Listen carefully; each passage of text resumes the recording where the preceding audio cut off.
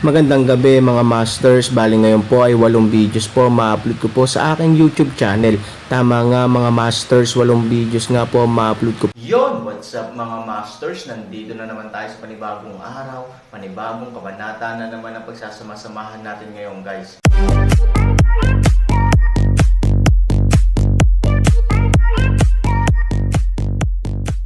Bali mga masters, kung bago ka pa lang po sa aking YouTube channel, please click the subscribe button, lalong-lalo na po yung notification bell guys, para maging connected pa rin tayo sa isa't isa at maging updated kayo sa mga susunod ko pang video. Bali mga masters, bago natin umpisahan ng kwento ay mag-shoutout po muna tayo para sa mga solid nating tagapakinig. Shoutout kay Jeps at shoutout kay Marboy Ribay. Yun na nga mga masters, no? Bali hindi na ito patagalin. In 3, 2, 1, let's go!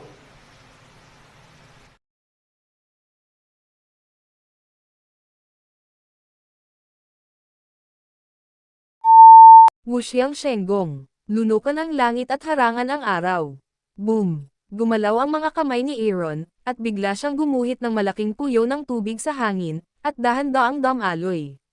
Isa-isa ring pumasok sa puyo ng tubig ang lahat ng klase ng magic. So, ano iyon? Ang batang iyon. Ano ang ginagawa ng batang iyon? Panipi, nang makakita ng libu-libong magic attack at umalis, si Aoshi, na orihinal na nagpakita ng mapagmataas ng ngiti, ay nakita na pagkatapos dumating ang magic, hindi siya naging dahilan, anumang malaking pinsala sa Aaron. Sa kabaligtaran, matapos silang may pasok ng Aaron sa kakaibang puyo ng tubig na iyon, si Aoshi ay isang tanga. Si Lu Wuzhen ay tanga din. Hindi niya talaga maintindihan ang nangyari. Ang mga nagkalat na tao at ang lahat ng mga tao ng tatlong pamilya ay bobo din. Nasa iisang lugar silang lahat, halatang hindi maintindihan ang nangyari sa harapan nila.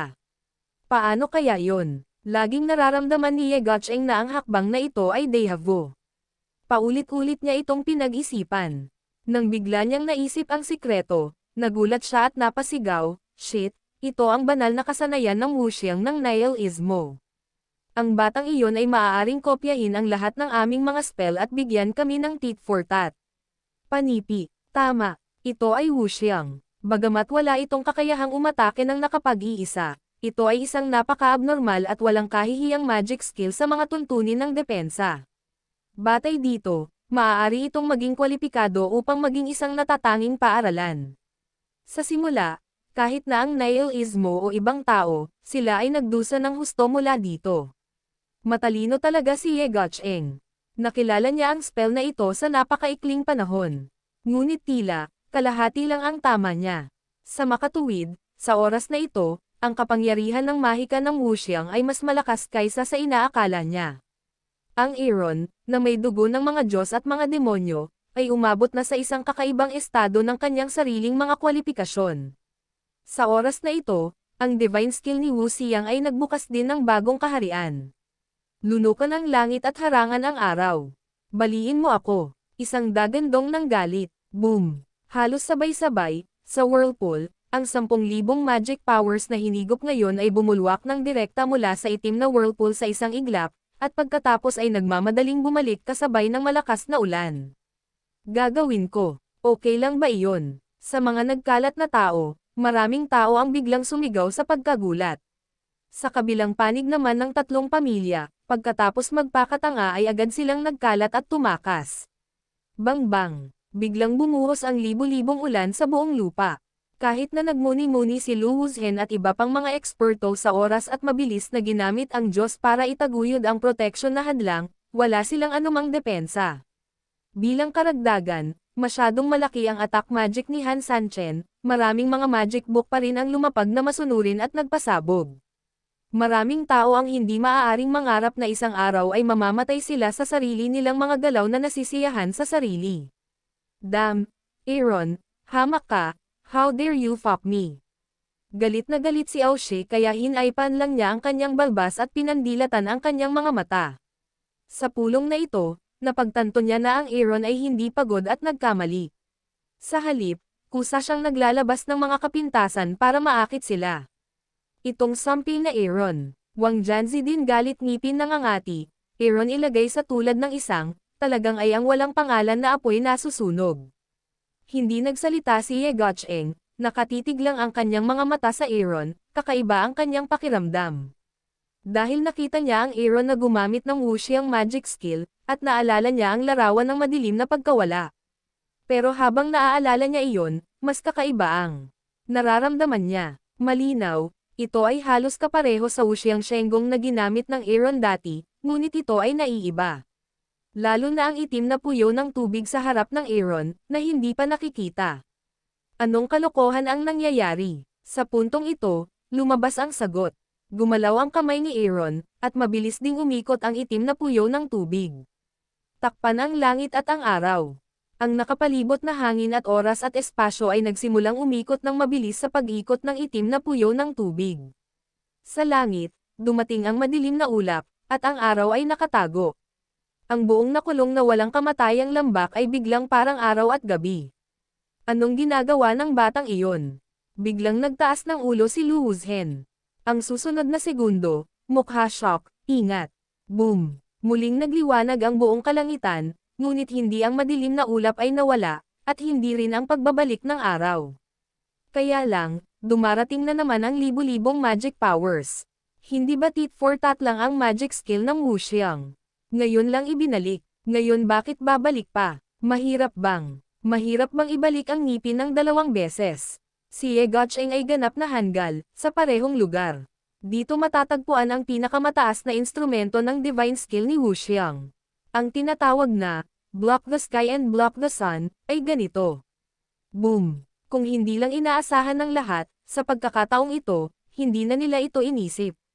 Bagamat talagang nawala ang wuxiang shenggong sa loob ng mahabang panahon, maaaring hindi ito makilala ng maraming tao, ngunit imposibleng wala silang kahit kaunting pag-unawa dito. Nang may nagsabing wuxiang shenggong iyon, unti-unti nilang naalala. Gayunpaman, sino ang makakaalam na ang bagay na ito ay maaaring baligtarin ng 2 beses? Sa oras na ito, mabilis ding bumalik si Lu Ruoxen. Sinundan siya ni Chimeng. Sa likod nila ay ilang disipulo ng pamilya Lu kasama ang 3 tao, sina Dao 12, Mo Yang at Liu Fang. Boom! Ito ay tulad ng isang apoy na nagninangas sa kalangitan, at libo-libong mga spell ang bumasag sa lupa. Bilang isang tao itinaas ang lupa, at pagkatapos ay isang mabigat na release, na may isang biglaang tunog, ang buong lupa para sa isang lift isang shock. Dahil hindi ko naisip ang pangalawang alon ng Aaron ng mga nagbabalik ng ngipin, lalo pa ang hindi sapat na paghahanda ng mga ordinaryong tao, kahit sina Lu Wuzhen at Aoshi ay hindi man lang ito nakita.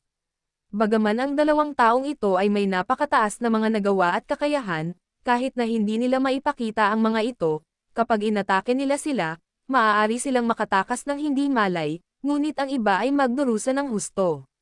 Hindi na kailangang sabihin, ang mga hindi makapagmuni-muni ay may kapansanan kahit na tinamaan sila ng isang spell, at ang pinakamalungkot ay ang mga taong nakakapagmuni-muni ngunit hindi nakakasabay sa kanilang mga nagawa.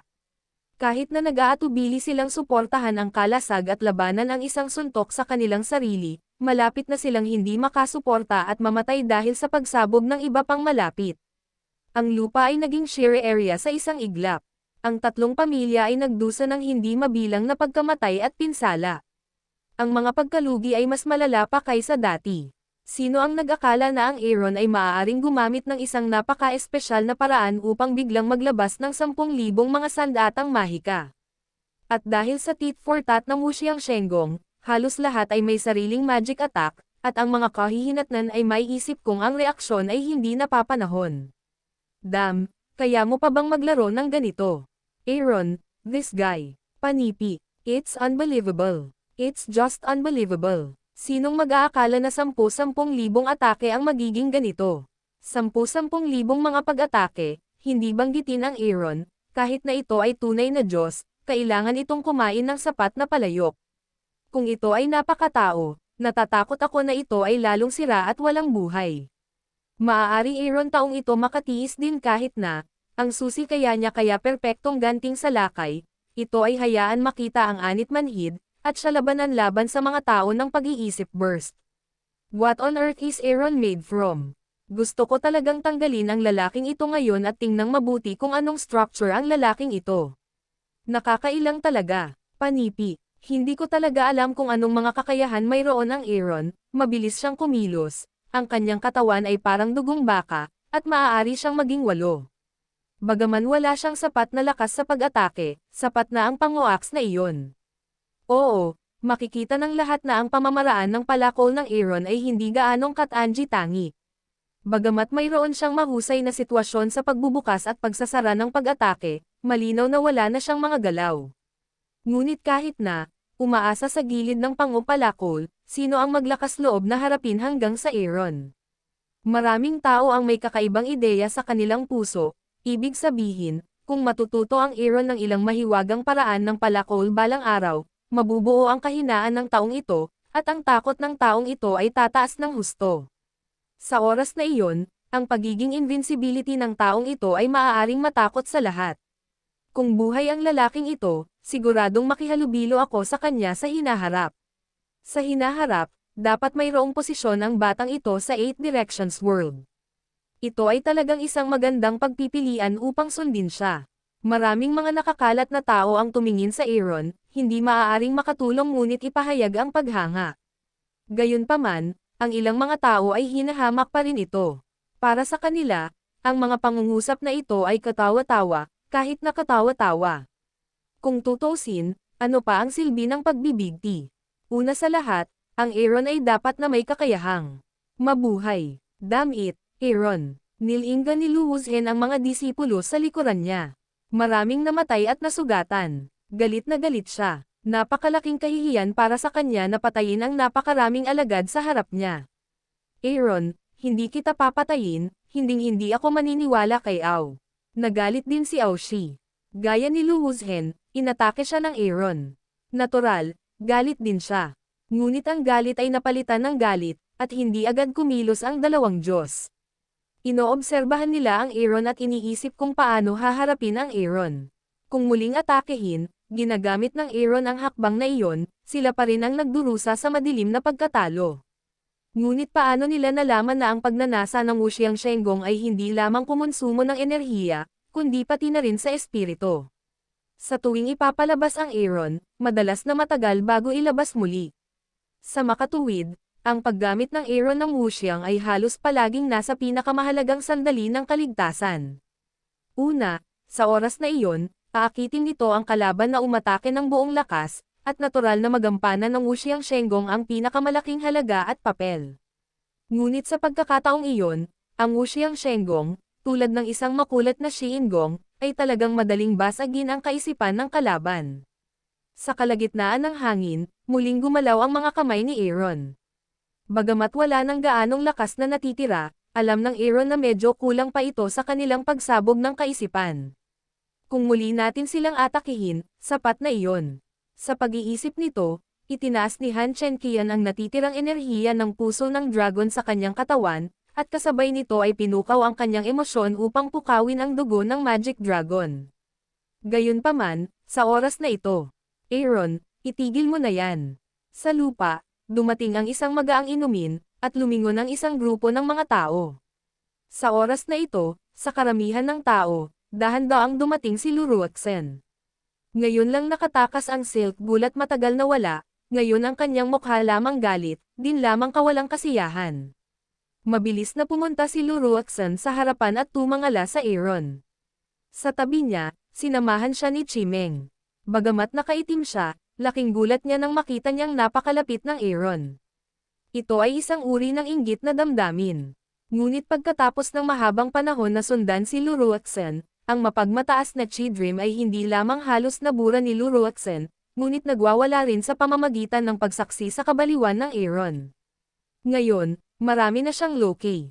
Bukod dito, sa harap ng Aaron, kailangan niyang panatilihing mababa ang profile. Hindi pa banggitin kung gaano kalakas ang gininto ang ilaw sa Aaron, ngunit ang masamang espiritu sa ibabaw ng gininto ang liwanag ay medyo natakot sa kanya. Kung ang kanyang pagkaitim ay isa, ang errands ay 5 o higit pa. Napakalaki ng agwat ng dalawa na hindi na ito maaaring lumaki pa. Ano ang magagawa natin maliban sa takot? Ilabas mo si Luruaxen ng mahinang uminom. Pagkatapos ay tumanggaw si Chimeng at nag-hello. May ilang alagad kaagad na nagdala ng 3 tao. Ito ay sina Mo Yang, Dao 12 at Liu Fang.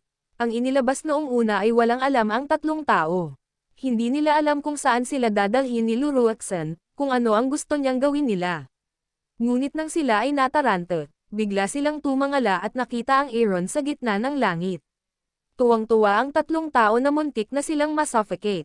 Tumingin lang sila sa Aaron. Yun na nga mga masters, no? Bali panibagong kabanata na naman yung natapos natin ngayong gabi. Muli, maraming salamat po.